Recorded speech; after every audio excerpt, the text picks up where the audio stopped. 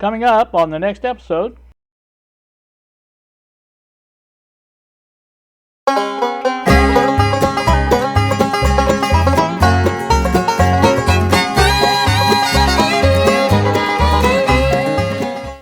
Good Monday evening to you all YouTube. It is 6:38 now in the PM. Back with you once again. I made a video earlier on the little Sabre radio, you may recall. I think you've already seen it. It aired Tuesday morning. What I've got today, now later in the day, I kind of expected this because it said it was out for delivery, but these are the, you may recall I mentioned the insulated ones like this. Only these have the full insulation on the, you can see there, on the, what do you call it, inside, whatever you call it. These were sold in packs of 50 each, 50 male, 50 female. And what I did was buy 2 packs, so I've got 100 of each. And I'm going to put those in our little tubs, make some labels for those. And that will allow me to get on with the wiring for the MFP. But, you know, after doing the little Sabre radio, I got the hankering to do one and actually have one come out sounding better than it started out as, I guess is what I would say. So I got out this radio here. I think you've seen a radio similar to this.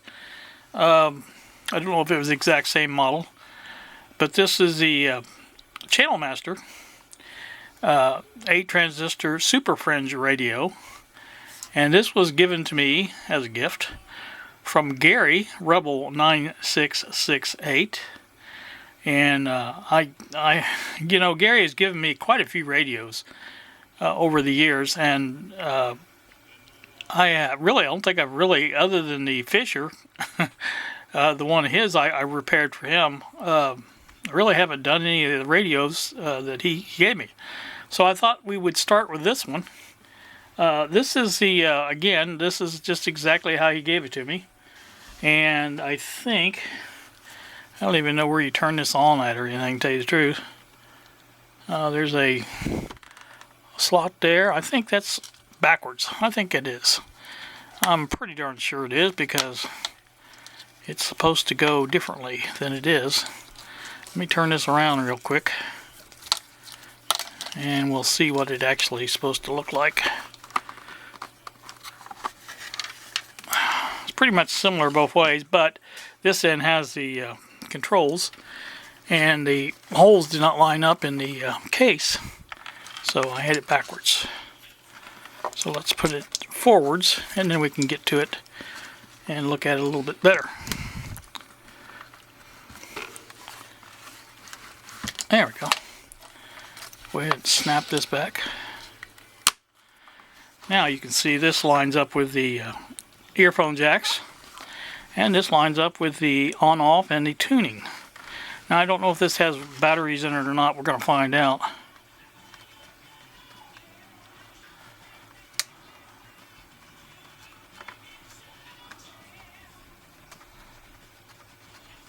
Apparently not. I don't hear anything. And I think it did work.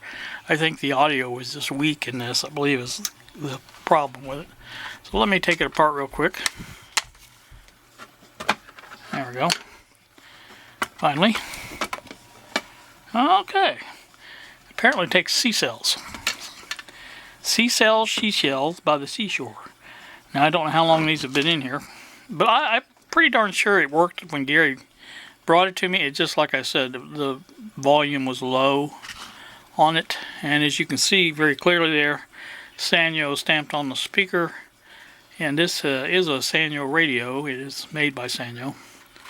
So let's get these batteries out and take a look at those. It looks like it's nice and clean inside, so I don't think anything's leaked on it. So let me get these out. These don't look too bad. They may be dead, but then again, they may be, maybe I wasn't holding my mouth right. You never can tell. Let's take a quick reading of them. They're all good. All good. So let's put them back in and see if we can hear this radio. Let me do that real quick like. There we go. I'm making a good contact.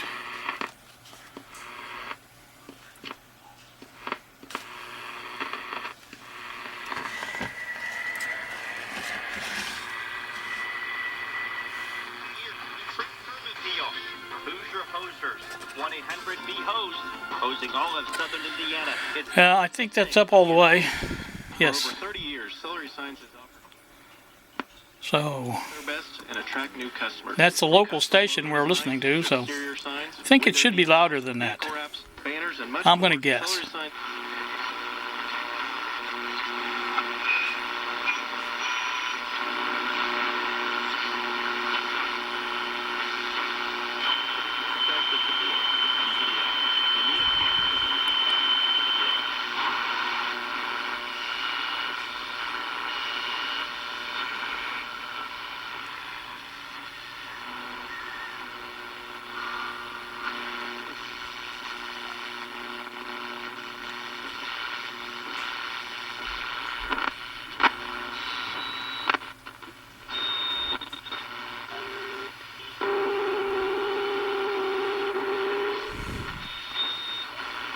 Alright, that pretty much tells the tale there.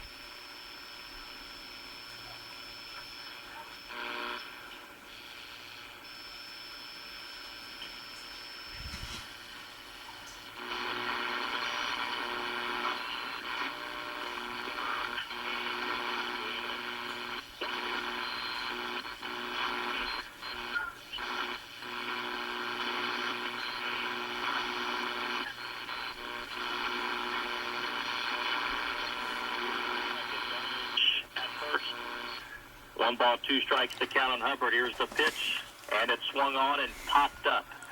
So again, that's the local station, 1390. Third baseman Carson Darlovich there. He makes the play. And so we can obviously see that we need some recaps on this.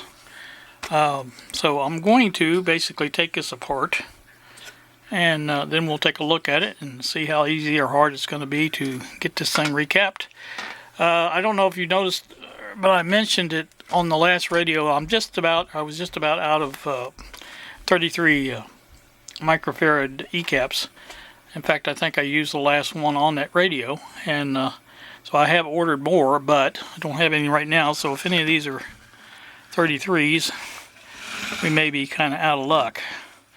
Now these have those gray, I'm not really sure the name for them, but they are, I think, known to go bad. Those there. So let me get the batteries back out of this again, and we'll go from there. It's a nice radio. I like this radio a lot, and it's supposed to be a good performer. Now that's obviously one that's got to come off there. I think that's one of those. Yeah, it screws out loose enough to where it'll screw out like this. Obviously, we got to worry about the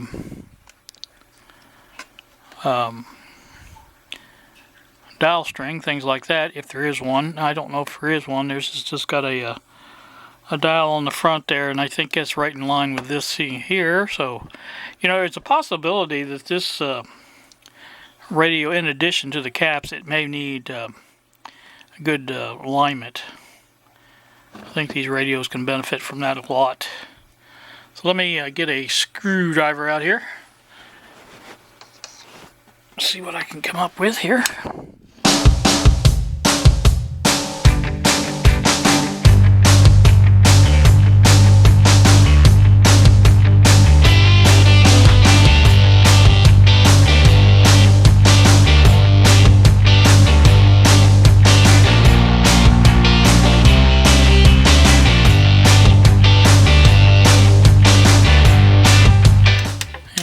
out. Let's see if this is loose. It is.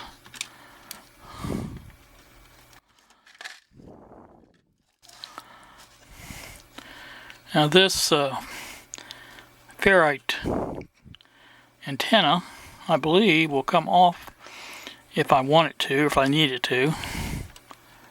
But you can see the circuit board itself is pretty much loose. Now, the next question I have, I'll turn it over that way, is about this dial.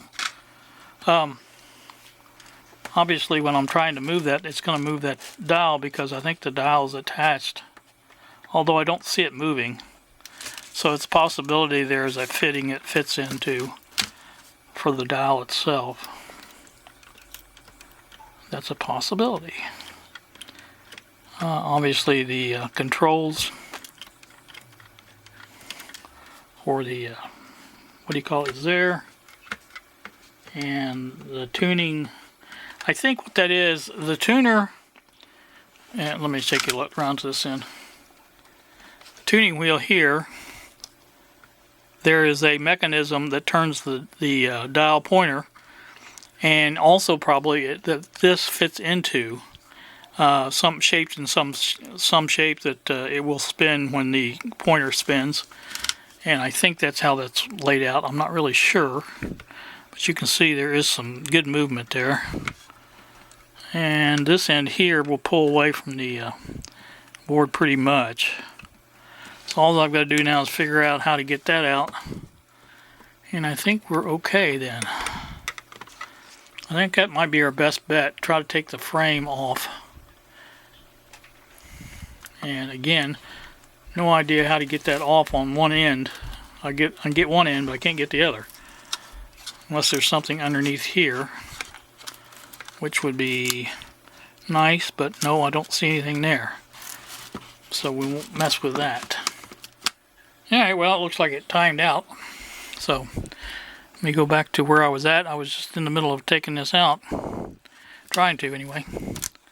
Haven't had a lot of luck yet. I just don't see anything. I probably need to get my magnification lamp down there and take a look at it with that. I can see a screw there. It looks like it's holding in the one of the for the speaker. It looks to me like something's coming in from the front, but I really don't see any way of getting that off. I mean, unless that just, and I don't think it does, pull off like that. I really don't. See, that's all still connected. It's still working. I probably need to watch something on YouTube on how to get this apart. I'm sure there's many of those as there are these out there that somebody's had this apart. I think Bill had one of these. Isn't it the one Bill had? Pretty sure it is. But I don't think he took his apart. I can understand his. Now see there, I'm going up and down. And I don't think that moves the, let me see if it does. I don't think that moves the needle. It does. See, it moves that needle in and out. So that tells me that that is attached. So, okay, I see a, oh, that's the antenna connection right there, I'm pretty sure.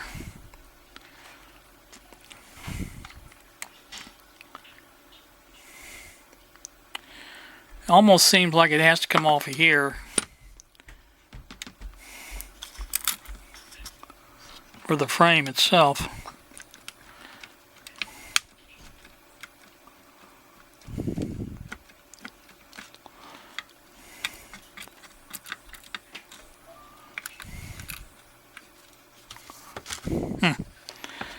Well, this is a little bit tricky to get apart, I will say that.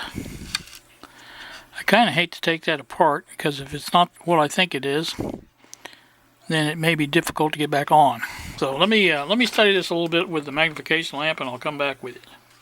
All right, well, I did find another screw down there at the bottom. I don't know if you can see that, how good you can see that there was a standoff there. It went into the frame there.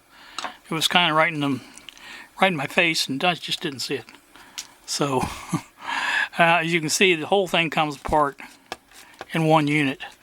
It just leaves the case and the front glass, or dial glass, whatever you want to call it. And that's about it. Now I think to get the rest of it off, you have to take the speaker off, and this antenna connection here. And then I think you can get to most of the circuit board. I hope enough to get what I need to get, and we'll have to go from there. But like I said, the first thing I want to do is get this the rest of the way out. And so let me do that, and I'll bring you back. It's just much easier working without the camera. All right, well, back once more. I have the radio totally apart now, which that was my goal, obviously. It is still hooked up as far as nothing's been cut, nothing's been, you know what I'm saying, taken apart other than the radio from the case. And like I say, the actual circuit and everything is intact. And that's the way it comes out, which, you know, is good. Now, as far as getting into this, it may require me to take this off. Now, as you can see, that's going to mean this dial pointer is going to have to come off. Going to have to come off, period. There is no way getting around that, because this has to come off. And I think once I do that, I can get to everything I need to get to. I may have to move some stuff out of the way. There's a piece of insulation that's gone astray, and I don't know why, but it has. So what I think I'm going to do is put some of these screws back into this circuit board, at least 4 of them, and hold it together. And that will allow me to work on this, get this pointer off. Now, if I was really lucky, I'd say that would just pop off. But don't think I'm going to be that lucky. Obviously, I can pry on it a little bit. I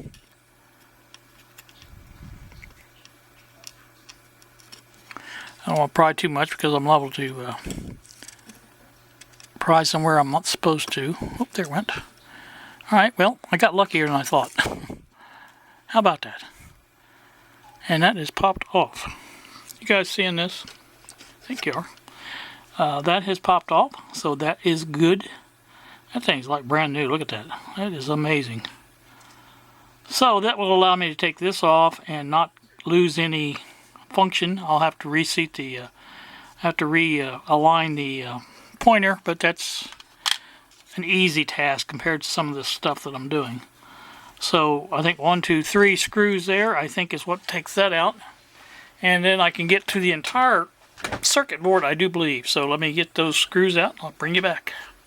Alright, well, I do have this thing back together as far as the circuit board now. I made a big mistake taking that out. I didn't realize it, but I'm going to show you why here in a second. But I have all 4 screws in. Now these fiber washers, whatever you want to call them, disintegrated when I put that back in. So I'm going to need to make something up for that or something. I think they're insulators from the frame, I think is what they are.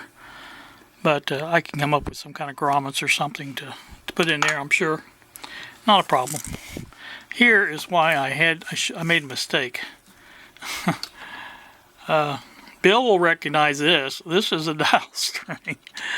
Luckily, I did not mess it up. It is still functional.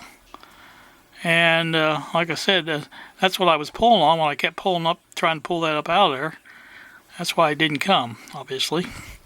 So, again, that's, there you go. There's the look at the circuit board. Everything is accessible right there.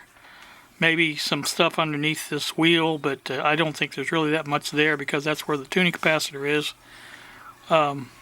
So, one thing at a time, and that's what I'm going to do, is just one capacitor at a time. We'll replace it and move on to the next one. And like I said, trying to get this speaker as loose as possible to where it'll I've got a little flexibility there with it. I really need to have a piece of paper or a cardboard over the top of that, because you guys know how I am with speakers, and that will be make short order of getting that out of there. So let me do that. A couple other things I want to do here as far as getting this ready to go, and I think I probably will end the first part of this video here. And I'm getting a little tired. My back is getting tired, so I think I'm going to go ahead and put the cardboard on the speaker, and then we'll continue from there later on. So I'll bring you back and show you that. Alright, well, it's kind of protected now anyway. I don't have any loose places there that can be able to get easily poked through. I mean, it's stiff enough to where it shouldn't do that. And that should hold it for now. It's hard to do a round speaker sometimes, but I think that'll work. I really do. I think it'll work just fine. So, that's that. I'm going to try to identify a few of these capacitors that have to come out of here. Some of these are capacitors and some of them aren't. That one is. That one is. That one is. I believe these two are. That is. This one I'm not sure about. It looks like it might be though. Also this one looks like it. And these two here. So the silvery ones are the ones that are transistors, or they should be. So 1, 2, 3, 4, 5, 6, 7, 8, 9, 10. Looks like 10 of them. It's got to come out of there. So that'll be fun. Yeah, that was a joke. But like I say, I don't think I'll have any problem identifying them and, you know, getting them out. I'm going to take a good look at them, make sure that those are capacitors. I think they have the value written on top. I'm pretty sure. But anyway, that's what we're going to do.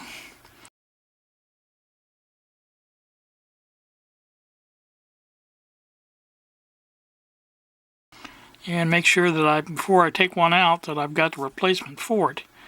There's no sense in, you know, that would be kind of stupid on my part, I think, to, you know, take it out and not have a replacement for it. So, anywho, that's what we're going to do. That is going to do that. I don't know when I'll get back to this. Probably tomorrow, but I can't say for certain because I just never know what's going to happen from one day to the next. It looks like the stimulus for Bob and I is going to be here on Wednesday, so I have some things to buy. I'm going to try to visit Mom on Thursday. That's my plan anyway. I've been waiting on to make sure I get the stimulus before I go fill my gas tank up, because if I fill my gas tank up, then I'm not really sure I can pay my electric bill. You know how it is when you got to plan things out pretty good and get things right, you know, so that everything comes out all right. So that's what I've got to do and get that all taken care of. But anywho, that's that. So luckily, I am getting further ahead with this project than I thought I would, because I really didn't know if I was going to be able to get this done at all because of the way this is laid out. I just didn't know how hard it was going to be. But if I'd have watched the video on it, I'd learned some stuff, and really have to come up with some. I think if nothing else, the spacers I made for you know, for a couple of the projects I've been working on with a 3D printer, something like that would work on both sides, and that would give me the separation or the isolation from the chassis, as well as you know, putting it up a little bit. I think this is what all it's needed, is just putting it up a little bit off the thing. And I have some fiber washers around here somewhere from a motherboard project, from several motherboard projects. But I have those to fall back on as well. Those would be actually probably perfect. You could put one on top, one on the bottom, and that would work probably as well. So that's that. Like I say, I'm going to go ahead and close this down here. I make this a two-parter, and you know, put one video up one day and the second part another day. The case, I'm going to try to find a box for it. and all the parts for it. And it will have to be, there's a lot of this, besides the stuff from these washers, there's a lot of crumbly stuff that came out of that case that was laying on top of this sheet I laid down there. So I'm not really sure where that's all from, but I guess it's just old plastic, probably, is my guess. So that's all I can tell you about that. So you guys have a great day. Thank you so much for watching, and we will see ya.